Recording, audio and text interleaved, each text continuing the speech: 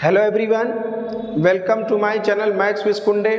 हम लोग ordinary differential equation का कोर्स स्टार्ट कर दिए थे और उसमें हम लोगों ने पिछली क्लास में सेपरेशन ऑफ वेरिएबल्स या जिसको वेरिएबल सेपरेबल डिफरेंशियल इक्वेशन कहते हैं उसका हम लोगों ने कॉन्सेप्ट अच्छी तरीके से समझ लिया था और उस पर हम लोगों ने एक डेरिवेशन या छोटा सा आर्टिकल कह लें वो हम लोगों ने करके समझ लिया था कि कैसे डिफरेंशियल इक्वेशंस जो वेरिएबल सेपरेबल टाइप की होंगी उनको कैसे ट्रीट किया जाएगा और उस पर एक एग्जाम्पल हम लोगों ने कर लिया था तुरंत उस कॉन्सेप्ट को समझने के लिए। अब उसी सेपरेशन ऑफ वेरिएबल्स पर हम लोग ये कुछ क्वेश्चंस आज प्रैक्टिस करेंगे और इस पर और भी क्वेश्चंस हम लोग प्रैक्टिस करेंगे अगली क्लास में। तो हम लोग देखते हैं कि अब एग्ज़ाम में तो बताया नहीं जाएगा, लगभग हर यूनिवर्सिटीज़ के क्वेश्चन हम लोग कवर करेंगे, चाहे वो बीएससी का हो, बीटेक, इंजीनियरिंग कोई भी होगा, सब टाइप के क्वेश्चंस को हम लोग इसमें कवर कर लेंगे। तो अब एग्ज़ाम में तो बताया नहीं जाएगा कि ये वेरिएबल सेपरेबल है या होमोजीनियस है या कौन सा है, ये तो पता चलता नहीं वहाँ पर। तो वहाँ अपने से पता लगाना पड़ता है पहले कि किस वैरायटी का ये है। तो बहुत आसान सी बात है वेरिएबल सेपरेबल को पहचानने का तरीका, इसमें कोई दिक्कत वाली बात नहीं। बस देखना है कि dx के साथ x वाले फंक्शंस सेपरेट हो जा रहे हैं या नहीं। तो हमने इस x को इधर लाके अपॉन में डाल दिया है और यहाँ पर y और 1 प्लस y dy ये लिखा है और 1 माइनस y वाले को हम इस साइड लेकर चले जाएंगे। ये हम लोगों ने इस टाइप से इसको बना लिया। अब वेरिएबल्स यहाँ पर सेपरेट हो गए क्योंकि dx के साथ पूरा x वाला फंक्शन है, यहाँ पर dx के साथ y वाला कोई भी टर्म नहीं है। उसी तरह यहाँ dy के साथ जितना भी लिखा है केवल y वाला, इधर x बिल्कुल भी नहीं है। अगर ऐसा सेपरेशन हो जा रहा है कि dx के साथ x वाले और dy के साथ y वाले केवल अलग हो जा रहे हैं, तब ये वेरिएबल सेपरेबल की पहचान है। अब थोड़ा सा और आसान बनाने के लिए हम लोग यहाँ पर माइनस कॉमन ले लेते हैं। जब माइनस कॉमन लेंगे तो ये माइनस वाला प्लस और प्लस वाला माइनस बन जाएगा और इस साइड भी हम लोग माइनस को कॉमन लेंगे और इसको तो हम लोग सीधा करके थोड़ा सा लिख लें और यहाँ पर माइनस कॉमन लेंगे y माइनस 1 dy। ये माइनस नीचे लगाया जाए या ऊपर कोई दिक्कत वाली बात नहीं, ये दोनों साइड से कैंसिल हो जाएगा। X square minus 1 upon x और यहाँ पर इसको अंदर मल्टीप्लाई करेंगे y square plus y upon y minus 1। अब जब इस तरीके से वेरिएबल्स हमारे सेपरेट हो जाएं तो उसको बस तुरंत इंटीग्रेट कर लेना चाहिए विद रिस्पेक्ट टू एक्स के रिस्पेक्ट में इंटीग्रेट करेंगे। इसको हम लोग अलग अलग थोड़ा सा डिवाइड कर लें। जब एक्स स्क्वायर में एक्स का डिवाइड करेंगे तो आएगा केवल एक्स और 1 के अपॉन में डिवाइड करेंगे तो 1 अपॉन एक्स आएगा। इसको भी हम लोग थोड़ा सा सिंप्लीफाई कर लें, उसके बाद सॉल्व करें तो फिर आराम से इंटीग्रेट हो जाएगा। तो इसके लिए हम लोग क्या करेंगे, इसको पहले हम लोग डिवाइड कर लें। डिवाइड कर लेंगे तो ठीक रहेगा, तो आराम से ये इंटीग्रेबल हो जाएगा, आराम से इंटीग्रेट हो जाएगा। तो यहाँ पर हम लोग एक y लिखते हैं तो y इंटू वाई क्या हो जाएगा, y स्क्वायर और यहाँ से आ जाएगा माइनस y। फिर ये हमने साइन चेंज कर दिया, ये कैंसिल और रिमाइंडर बचा प्लस का 2y। तो इसको हम कैसे लिख पाएंगे, ये y टाइम्स गया है तो यहाँ पर लिखेंगे y और प्लस रिमाइंडर को यहाँ पर लिख देंगे और नीचे y माइनस 1। तो ये अभी हमने इसको इस टाइप से ये बना लिया।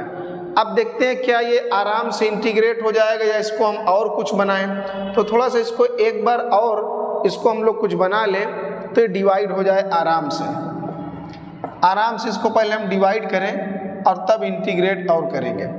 इसके लिए हम लोग क्या कर सकते हैं, इसको और आसान बनाने के लिए थोड़ा सा इसमें हम लोग 2 को तो बाहर रखेंगे और यहाँ पर एक प्लस एक माइनस का 1 और एक प्लस का 1 लगा लें अपने से और y माइनस 1 से दोनों में हम डिवाइड कर दें। ये हमने कर दिया। पहले क्या किया, 2 को बाहर कर दिया, एक माइनस 1 और एक प्लस 1 अपने से कर दिया क्योंकि माइनस 1 प्लस 1 कैंसिल हो जाएगा और y माइनस 1 से दोनों में हमने डिवाइड कर दिया। तो जब ये और सिंप्लीफाई हो जाएगा तब हम लोग इसको आराम से इंटीग्रेट करेंगे। ये पूरा कैंसिल हो गया, y minus y, y minus 1 और y माइनस 1 2 टाइम्स, यहाँ 1 बचा अपॉन 1 अपॉन y माइनस 1, ये आया। तो अभी ये पूरा हमारा लिखा हुआ है dy के बाहर में ऐसे। अब इसको हम इंटीग्रेट करेंगे। अब वेरिएबल सेपरेट हो गए और आराम से इंटीग्रेट करने के लायक ये बन भी गया है। अब इसको हम तुरंत इंटीग्रेट कर देंगे विद रिस्पेक्ट टू x। तो x का इंटीग्रेशन हो जाएगा x स्क्वायर अपॉन 2 और 1 अपॉन x का हो जाएगा log ऑफ x, ये बन गया।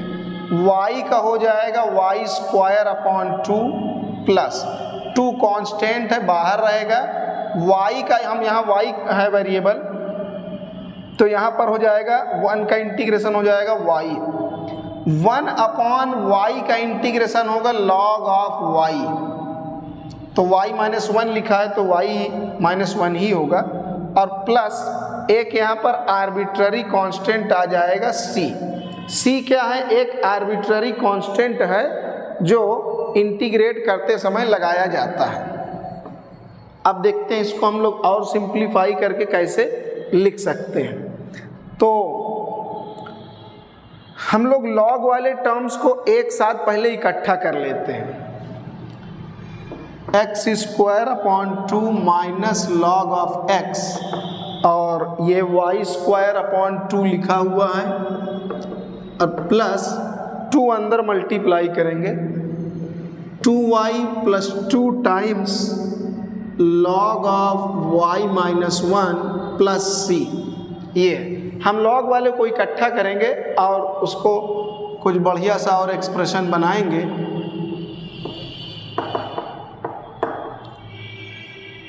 तो हम लोग यहाँ पर देख रहे हैं कि ये 2 को हम इधर पावर में ले आ सकते हैं। अगर कोई कोफिशिएंट मल्टीप्लाई में है तो वो यहाँ पर पावर में ऐसे चला जाएगा।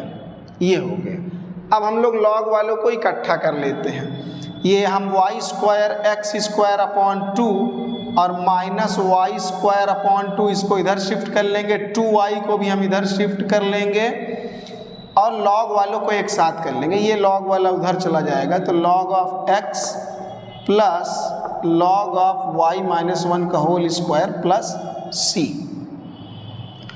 तो ये बन गया। अच्छा, इसका एलसीएम वगैरह हम लोग ले लें, देखें एलसीएम लगाकर ये सब क्या बन सकता है।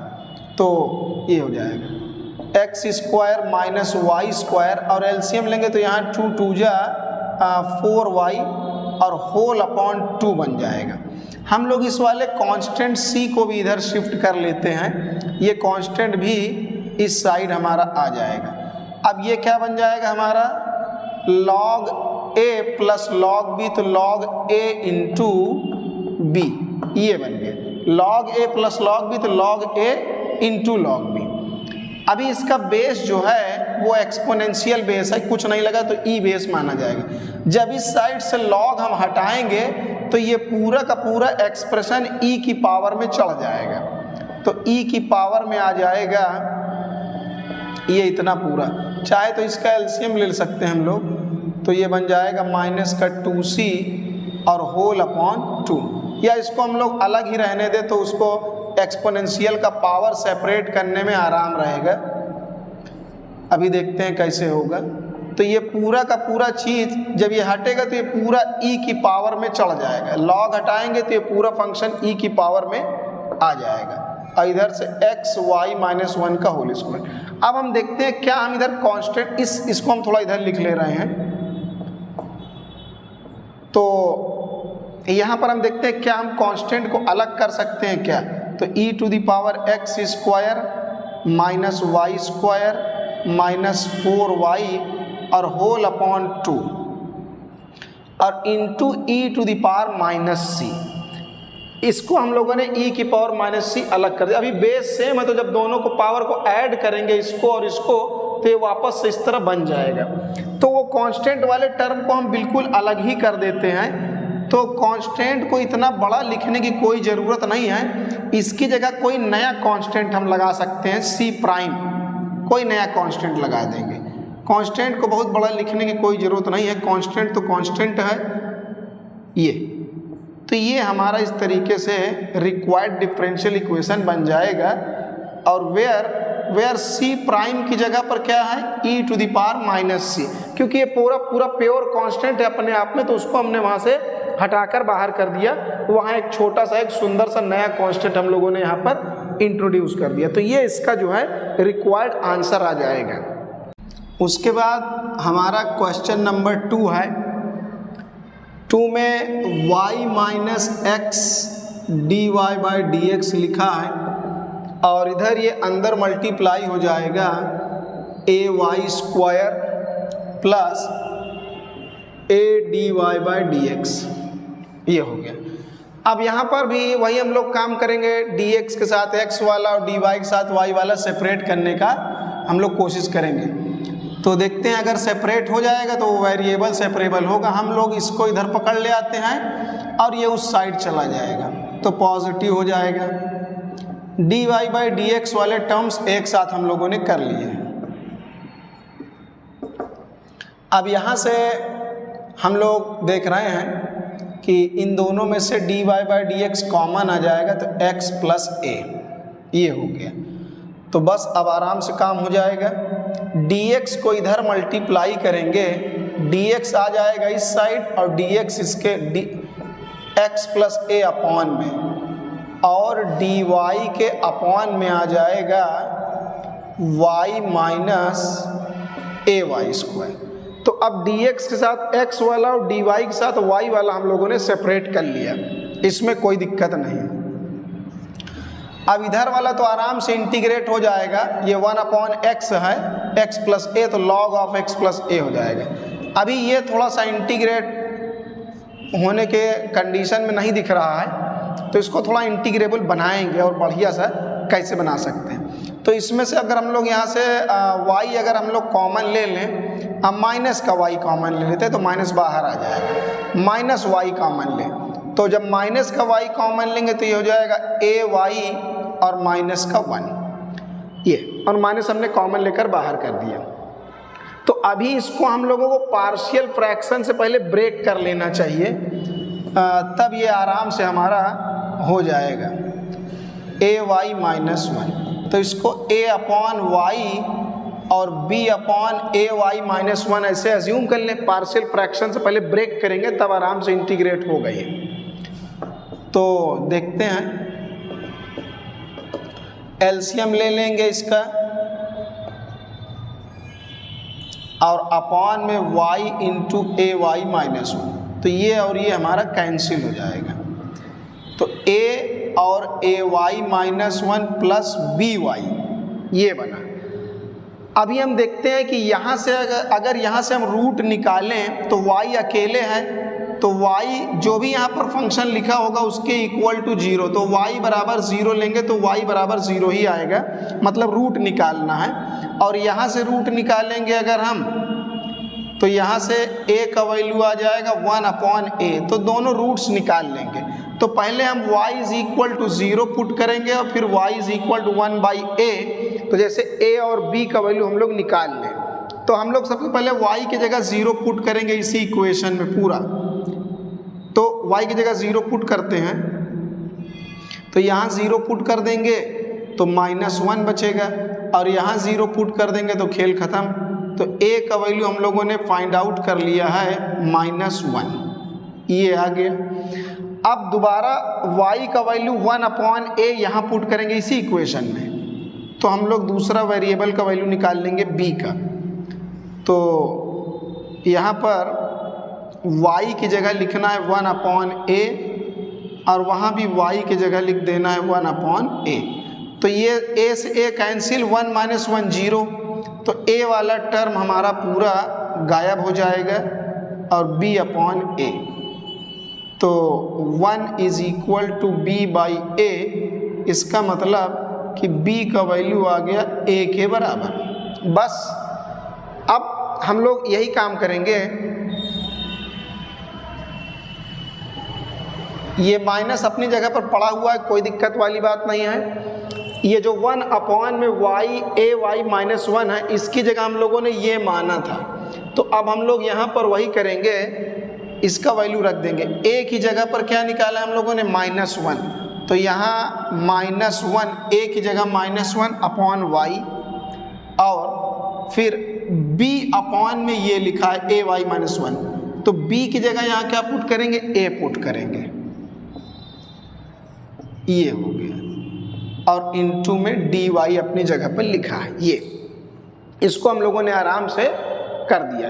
इसकी वैल्यू हम लोगों ने 1/y ए वाई -1 का वैल्यू इतना था, इसको उठाकर हमने यहाँ पुट कर दिया, a और b का वैल्यू यहाँ से और यहाँ से सब्स्टिट्यूट कर दिया। अब ये आराम से इंटीग्रेट हो जाएगा। चाहे तो हम लोग माइनस इसको अंदर मल्टीप्लाई कर दें, तो ये जब माइनस अंदर जाएगा तो ये प्लस और ये वाला माइनस, ये हो गया खूब बढ़िया सुंदर सा। बस अब इसको इंटीग्रेट कर देंगे with respect to x। Integrate करेंगे तो 1/x का हो जाएगा log of x plus a, और इधर 1/y का log ऑफ y। उसी तरीके से यहाँ भी a कांस्टेंट है तो वो बाहर आ जाएगा, उससे हमसे कोई मतलब नहीं है, और 1/y का log ऑफ y -1। लेकिन अगर y का कोई कोफिशिएंट है तो इंटीग्रेट करते समय वो डिवाइड में आ जाएगा, ये होता है ये। और डिफरेंशिएशन में जो कोफिशिएंट होता है मल्टीप्लाई में आता है, इंटीग्रेट करने पर अगर y के रिस्पेक्ट में कर रहे हैं तो y का जो कोफिशिएंट होगा डिवाइड में, 1/y का log y और कोफिशिएंट डिवाइड में। यहाँ पर जो a लिखा है वो a लिखा रहेगा वैसा का वैसा ही, ये पूरा हमारे लिए y है, तो 1/y का log y और जो कोफिशिएंट a है वो डिवाइड में, ये वाला a अपनी जगह पर लिखा हुआ, ये और ये हमारा कैंसिल हो गया। फिर हम लोगों ने यहाँ पर एक आर्बिट्ररी कांस्टेंट जोड़ दिया c, जो इंटीग्रेट करने पर आ जाता है। अब क्या काम करना है, अच्छा अगर सारे टर्म हमारे लॉग में हों तो कांस्टेंट को भी लॉग में ले लेंगे तो ज़्यादा सूटेबल आंसर आएगा। तो हम लोग इसको क्या करते हैं, कांस्टेंट को भी लॉग में ले लेते हैं, क्योंकि सारे टर्म लॉग में, ये भी लॉग में, ये भी लॉग में, ये भी, तो कांस्टेंट को भी लॉग में ले लेना चाहिए, जैसे वो और बढ़िया सा सॉल्व होकर एक मतलब सिंप्लीफाइड आंसर आ जाता है उससे, ये फायदा होगा। तो यहाँ हम लोग देख रहे हैं, तो ये क्या बन गया, log a minus log b। तो log a minus log b क्या होगा, log a अपॉन b मतलब a y -1, और ये भी log में है तो जो प्लस वाला है वो कहाँ आ जाएगा, मल्टीप्लाई में, ये। तो log a minus log b, तो log a अपॉन b, और जो प्लस वाला है वो मल्टीप्लाई में हो जाता है। लॉग में प्लस वाले टर्म्स मल्टीप्लाई में और माइनस वाले डिवाइड में।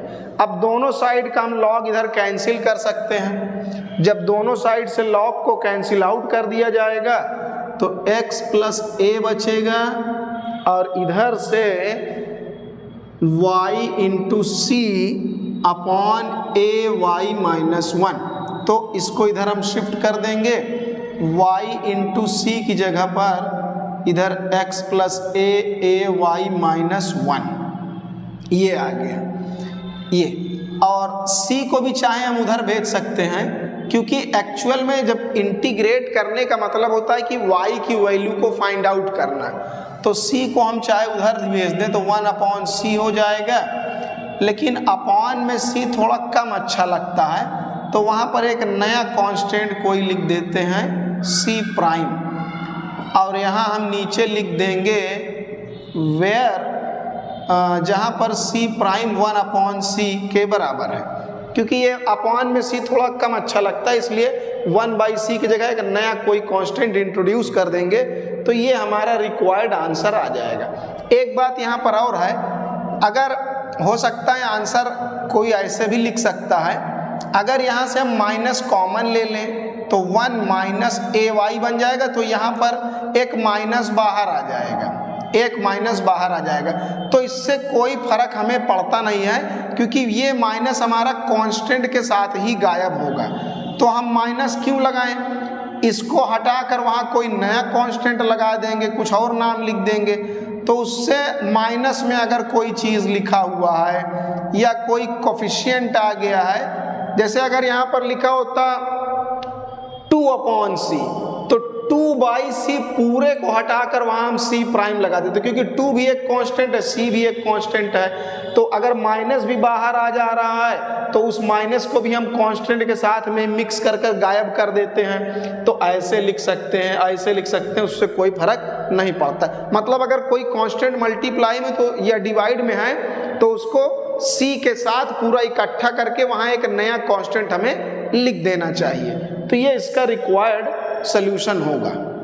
उसके बाद हमारा क्वेश्चन नंबर 3 है।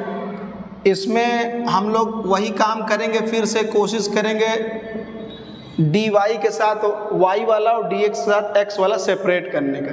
तो इसको हम लिख सकते हैं e⁻x इंटू e⁻−y। इसको हम लोगों ने ऐसे करके यहाँ पर ब्रेक कर दिया। ये जब इसको हम लोग ऐसे ब्रेक कर सकते हैं, यहाँ बेस सेम है, मल्टीप्लाई है, तो दोनों का पावर जुड़ जाएगा, जब जुड़ेगा तो x माइनस वाई बन जाएगा। ये हो गया। अब हम लोग यहाँ से e का पावर माइनस वाई दोनों टर्म से कॉमन लेंगे, तो e⁻x प्लस x स्क्वायर बचेगा। अब dy के अपॉन में आ जाएगा e⁻−y और dx इधर जाकर हो जाएगा मल्टीप्लाई में। अभी ये अलग हो गया, dx के साथ x वाला और dy के साथ y वाला। अगर हम इसको हम ऊपर ले जाएं तो थोड़ा सा और देखने में बढ़िया सा बन जाएगा, पावर इसकी पॉजिटिव हो जाएगी। तो बस अब दोनों साइड इसको हम क्या करेंगे, इंटीग्रेट कर देंगे, क्योंकि वेरिएबल सेपरेट हो गए। dy के साथ केवल y वाला और dx के साथ केवल x वाला, बस इसको इंटीग्रेट कर देना है। e की पावर y का इंटीग्रेशन तो e की पावर y ही होगा, e की पावर x का e की पावर x होगा, और x स्क्वायर का x³ अब प्लस एक आर्बिट्ररी कांस्टेंट। तो ये बहुत आसान सा एक क्वेश्चन, इसका ये आंसर आ जाएगा। उसके बाद हमारा ये क्वेश्चन नंबर 4 है, dy/dx is equal to x minus 4 into y⁴ upon x³ y² minus 3, ये लिखा है। तो बस वेरिएबल्स को सेपरेट कर लेना है और काम हो जाएगा। तो y² माइनस 3 ऊपर मल्टीप्लाई में आ गया और y⁴ आ गया डिवाइड में, और ये dy x minus 4 upon x³ और ये dx इधर मल्टीप्लाई में आ जाएगा, integrating both side with respect to x। अब यहाँ पर इसको हम थोड़ा सा पहले और सिंप्लीफाई कर लेते हैं, तब इंटीग्रेट करेंगे। ये पहले सिंप्लीफाई कर लिया जाए, अलग अलग डिवाइड करेंगे। ये हम लोगों ने अलग अलग इसमें डिवाइड कर दिया। ये x का पावर 3 है ये, तो अब यहाँ से ये कैंसिल हो जाएगा, तो 1/y² माइनस 3/y⁴, और ये कैंसिल हो गया तो 1/x² माइनस 4/x³ dx। अब इसको हम आराम से इंटीग्रेट करेंगे। तो यहाँ देखते हैं, अगर इसको हम ऊपर ले आए तो ये बनेगा y का पावर -2। अब इंटीग्रेट करेंगे तो क्या होगा, +1, और इसको सॉल्व करने पर आएगा -1। तो y की पावर -1 अपॉन -1 मतलब -1/y। तो इसका इंटीग्रेशन आ जाएगा -1/y। उसी तरीके से ये है 1/y की पावर 4 है, तो ऊपर जाएगा y की पावर -4, इंटीग्रेट करेंगे तो +1, सॉल्व करने पर ये -3 वही अपॉन में, तो y की पावर -3/-3 ये आया। तो इसकी वैल्यू हम यहाँ पर पुट करेंगे, इसको इंटीग्रेट कर देंगे। ये -3 अपनी जगह पर लिखा हुआ है, 1/y की पावर 4 का इंटीग्रेशन आ जाएगा ये। तो जब यहाँ पर लिखेंगे -3 अपॉन में, तो ये माइनस माइनस प्लस, और y का पावर -3 है, तो अपॉन में लाएंगे तो 1/3, ये हो गया इसका इंटीग्रेशन। फिर उसी तरीके से जैसे 1/y² का हुआ -1/y, वैसे इसका हो जाएगा -1/x, और उसी तरीके से यहाँ इसका भी इंटीग्रेशन होगा। -4 अपनी जगह पर है, 1/x³ है, ऊपर जाएगा तो x की पावर -3, इंटीग्रेट करेंगे -3 + 1, नीचे -2, मतलब x की पावर -2/-2, तो -1/2x², ये इंटीग्रेशन इसका आएगा। तो जब माइनस में लिखेंगे तो यहाँ माइनस प्लस और अपॉन में 2x², ये अपॉन में है 2x², ये इंटीग्रेशन इसका हो गया एक आर्बिट्ररी कांस्टेंट। 3 से 3 कैंसिल और यहाँ 2 से 2 कैंसिल, तो -1/y + y³ और -1/x + 2/x² + c। एलसीएम ले लेते हैं इसका, तो और सिंप्लीफाई होगा। एलसीएम लेंगे तो आएगा y³ आ जाएगा इसका एलसीएम, और यहाँ पहुँच जाएगा -y² + 1, और यहाँ से एलसीएम लेंगे तो x² आएगा -x + 2 और प्लस c। तो ये अपॉन वाला जो स्क्वायर और क्यूब है इसको हम लोग थोड़ा गायब करें तो बढ़िया रहेगा। तो इसको गायब करने के लिए हम लोगों को इसको इधर कर लेना है, या तो एलसीएम ले सकते हैं, कोई दिक्कत वाली बात नहीं है, या तो हम पहले पूरे में y³ का मल्टीप्लाई कर दें, -y² + 1। जब y³ से मल्टीप्लाई करेंगे पूरे में, तो यहाँ जब y³ का मल्टीप्लाई होगा तो नीचे वाला y³ कैंसिल हो जाएगा, और यहाँ पर y³ हमारा पहुँच जाएगा, और c के साथ y³ लग जाएगा। पूरे होल इक्वेशन में हमने y³ यहाँ का मल्टीप्लाई किया, यहाँ मल्टीप्लाई किया और यहाँ किया, यहाँ वाला y³ से y³ कैंसिल।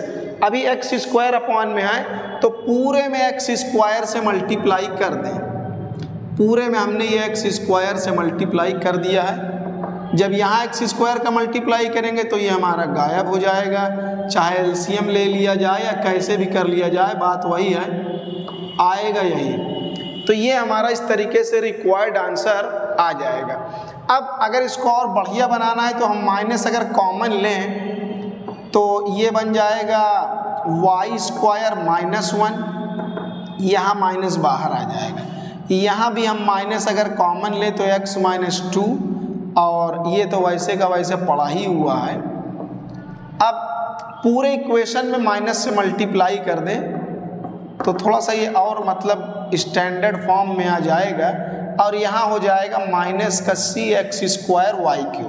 लेकिन अभी हम लोगों ने इसके पीछे वाले क्वेश्चन में भी देखा, अगर कांस्टेंट माइनस में है या उसके साथ कोई कोफिशिएंट लगा है तो उससे कोई फर्क पड़ता नहीं है। अगर उस कांस्टेंट को हम पॉजिटिव बनाना चाहें तो बहुत आराम से वो बन जाएगा, क्योंकि कांस्टेंट्स को पॉजिटिव में ही दिखा देते हैं तो थोड़ा और अच्छा लगता है देखने में इक्वेशन स्टैंडर्ड फॉर्म में। तो यहाँ हम प्लस का C' लिख दे रहे हैं, C', और नीचे लिख देंगे कि वेयर, जहाँ C' किसके बराबर है, -c के इक्वल है, तो थोड़ा कांस्टेंट पॉजिटिव हो जाता है तो इक्वेशन स्टैंडर्ड फॉर्म में और बढ़िया सिंप्लीफाइड फॉर्म में दिखने लगता है। तो ये इसका रिक्वायर्ड आंसर होगा। चाहे हम यहाँ से माइनस ना भी कॉमन ले, यहीं पर छोड़ सकते हैं, कोई दिक्कत वाली बात नहीं है, ऐसे भी लिखा जा सकता है। लेकिन हम लोग देखते हैं कि जो पॉलिनोमियल्स लिखे जाते हैं तो वो इसी फॉर्म में लिखे जाते हैं, हायर ऑर्डर के, मतलब डिक्रीजिंग पावर के। तो पहले हमने y² वाले टर्म को इसलिए पॉजिटिव बना लिया जैसे वो स्टैंडर्ड पॉलिनोमियल की तरह दिखे। बाकी यहाँ भी लिख सकते हैं, लेकिन ये ज़्यादा बढ़िया स्टैंडर्ड आंसर यही होगा। फिर हमारा ये आज की क्लास का लास्ट क्वेश्चन है, 5th वाला। इसमें भी हम लोग वैसे ही करेंगे, वेरिएबल्स को सेपरेट करेंगे। ये पूरा प्लस में है, इसको हम पहले पूरा उस साइड ले जाएंगे तो ये पूरा हमारा जो है ये माइनस में आ जाएगा। उसके बाद हम वेरिएबल्स को सेपरेट करेंगे तो ये y इधर मल्टीप्लाई में आ गया, y और y square plus 1, y multiply में आ गया और वाई स्क्वायर प्लस 1 इधर डिवाइड में, और डी वाई अपनी जगह पर पड़ा हुआ है। उसके बाद ये इधर चला जाएगा, माइनस का ये cos upon sine cot x और डी एक्स, ये हमारा इस तरीके से बन गया। वेरिएबल्स हमारे सेपरेट हो गए, इसको हम दोनों साइड अब इंटीग्रेट कर देंगे। यहाँ हम देख रहे हैं अगर हम यहाँ 2 का मल्टीप्लाई और यहाँ 2 का डिवाइड कर दें तो इससे कोई दिक्कत नहीं होगी, लेकिन इससे फ़ायदा क्या होगा कि नीचे वाले को डिफ्रेंशिएट करने पर ऊपर वाला आएगा, कि जब इसको डिफ्रेंशिएट करेंगे तो आएगा 2y + 0 मतलब 2y, और अगर नीचे वाले का डिफ्रेंशिएशन करेक्ट ऊपर वाला आता है तो उसके लिए इंटीग्रेशन का फॉर्मूला है log ऑफ डेनोमिनेटर। अगर डेनोमिनेटर का डिफ्रेंशिएशन न्यूमरेटर है तो क्या होता है log ऑफ डेनोमिनेटर, हो गया डिफ्रेंशिएशन, माइनस cot x का इंटीग्रेशन होता है log mod sin x, log sin x। अच्छा, अब ये भी log में है, ये भी log में है, तो हम लोग कांस्टेंट को भी log में ले लेते हैं, जैसे आराम से सिंप्लीफाई हो जाएगा, कोई दिक्कत वाली बात इससे होगी नहीं। 2 इधर मल्टीप्लाई कर देंगे, या तो हम 2 को इस साइड ले जाएं और मल्टीप्लाई करें, माइनस का 2 log ऑफ साइन x और प्लस 2 log ऑफ c, ये बन गया। तो अभी ये 2 इसकी पावर में आ जाएगा log ऑफ साइन x का होल स्क्वायर, और ये बनेगा log ऑफ c स्क्वायर, जो कोफिशिएंट है वो पावर में आ जाएगा। अब इसको हम इधर ले आते हैं तो प्लस में हो जाएगा ये, और इक्वल में उस साइड है log ऑफ c स्क्वायर, तो log a plus log b, तो ये हमारा बनेगा log a इंटू b, और इधर log ऑफ c स्क्वायर। दोनों साइड से हम लोग एंटी लॉग ले लेंगे या लॉग कैंसिल हो जाएगा, तो क्या हो जाएगा y स्क्वायर प्लस 1 और ये साइन x का होल स्क्वायर मतलब साइन स्क्वायर x, और इक्वल टू c स्क्वायर। तो c में झंझट नहीं पालना है, c square c cube minus c2 c3 c/2, उसको इतना नहीं लिखते हैं, केवल एक c लिखते हैं। तो हम c स्क्वायर की जगह एक नया कांस्टेंट लगा देते हैं c प्राइम, और वहाँ लिख देंगे where c square c prime के बराबर है। c को बिल्कुल सिंपल c ही लिखा जाता है। तो ये हमारा इसका रिक्वायर्ड सल्यूशन हो जाएगा।